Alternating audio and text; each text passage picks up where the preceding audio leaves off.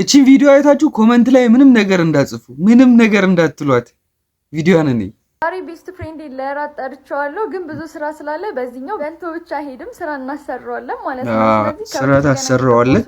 ቶሎ ብዬ ወደ መሰራት ነው የጀመርኩት። ግን ምን አይነት ስራ የሚለውን ብታብራሪልን አሪፍ ነበር። ግን ስለሰለቸኝ ይሄንን የሚገርም እቃ አግኝቼ ነበረ። የሚነፋ ፍራሽ ነው። የተለያየ ሳይዝ ቢኖረውም እኔ ለራሴ የሚበቃኝን ሳይዝ ነው የወሰድኩት። ከዛ በኋላ በማኑዋል ፓምፕ ነው እየነፋው የነበረው። ሲደክመኝ ተቀበለኝና ነፋልኝ። ምቾታቸው ደግሞ በጣም አለኝ። እዚህ ጋር እኔ እየዘለልኩበት ነበረ። እናንተም ይሄን መግዛት ፈልጉ ከሆነ ስልክ ካፕሽን ላይም እዚህ ጋር ማስቀመጥ ነው።